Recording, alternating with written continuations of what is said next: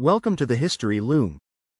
Today, we're diving into the fascinating evolution of film, from its humble beginnings to the massive entertainment industry we know today. Stick with us as we explore the moments that changed everything. The history of film begins with a simple question: how can we capture motion? In the late 19th century, inventors like Thomas Edison were developing early devices for moving pictures.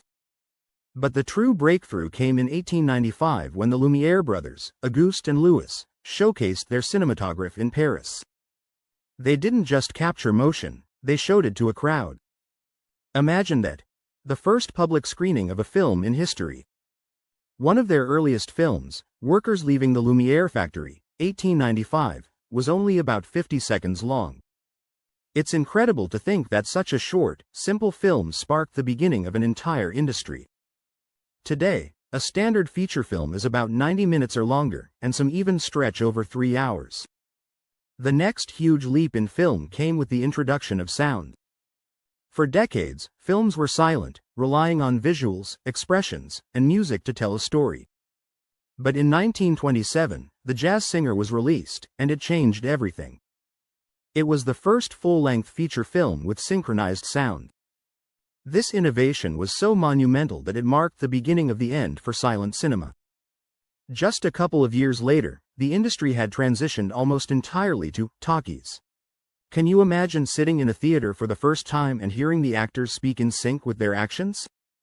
For audiences of the time, it must have been nothing short of magic. By the early 1930s, Hollywood had firmly established itself as the center of the film world, and the golden age of cinema was in full swing. Stars like Clark Gable, Greta Garbo, and James Stewart became household names, and films like Gone with the Wind, 1939, set box office records. The movie grossed more than $400 million, which is equivalent to almost $8 billion today when adjusted for inflation. The world was captivated by the epic storytelling, grand costumes, and historical drama of these films. And yet, during this period, something new was brewing in the shadows of Hollywood: film noir. The 1940s saw the rise of film noir, a genre that explored the darker side of human nature. Movies like Double Indemnity, 1944, introduced audiences to a cynical, morally ambiguous world.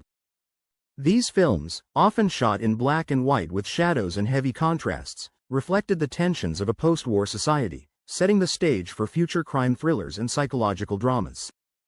But as much as Hollywood was thriving, the 1970s brought a shift in direction. Directors like Steven Spielberg, Martin Scorsese, and George Lucas began to break away from the traditional studio system. Spielberg's Jaws, 1975, made history as the first ever summer blockbuster. Before then, most films were released in the winter, when studios expected less competition. But Jaws turned that idea on its head, proving that big films could perform year-round. A few years later, George Lucas's Star Wars, 1977, changed everything again. With a budget of $11 million, no one could have predicted that it would go on to gross over $775 million worldwide, becoming the highest-grossing film of all time at that point. In fact, Star Wars set off an entirely new trend of franchise filmmaking, a trend that still dominates the film industry today with interconnected universes, sequels, and spin-offs. As we moved into the 1990s and 2000s, technology started transforming the way films were made. CGI, computer-generated imagery, brought futuristic worlds and amazing creatures to life. In 1993, Jurassic Park revolutionized special effects, making dinosaurs appear more real than ever before. But it wasn't just about creating worlds. We saw the rise of fully animated films, with Toy Story, 1995, becoming the first ever full-length computer-animated movie. It took Pixar over 3 years and 800,000 frames to complete, but it was worth it. Toy Story earned over $373 million globally, and CGI animation became a major part of filmmaking. Fast forward to the 2010s, and superhero films began to take center stage. The Marvel Cinematic Universe, MCU, starting with Iron Man, 2008, would eventually dominate the box office with films like Avengers Endgame, 2019, which became the highest-grossing film of all time, surpassing Avatar, another monumental film that made over $2.8 billion in 2009, thanks to its groundbreaking use of 3D and motion capture technology.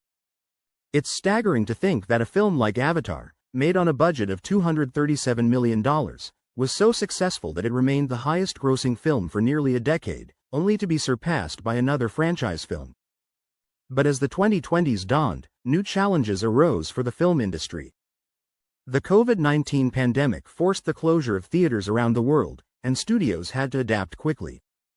Many films were delayed or released directly on streaming platforms, bypassing traditional theatrical releases. This shift accelerated the trend toward streaming, and now platforms like Netflix, Disney+, and Amazon Prime Video are crucial to how films reach audiences. Interestingly, Roma, 2018, a Netflix film, was nominated for multiple Academy Awards, challenging the traditional view of what a cinematic release could be. The pandemic also led to a boom in virtual film festivals and hybrid models of release, blending digital and physical spaces to continue sharing films with audiences.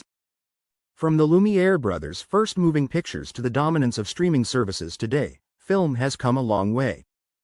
It's an ever-evolving art form, with technology, culture, and society constantly shaping the way we experience it. And who knows where it will go next? One thing is certain: cinema will continue to inspire, entertain, and challenge us. If you enjoyed this journey through the history of film, be sure to subscribe to the History Loom for more fascinating stories from the past. Thanks for watching.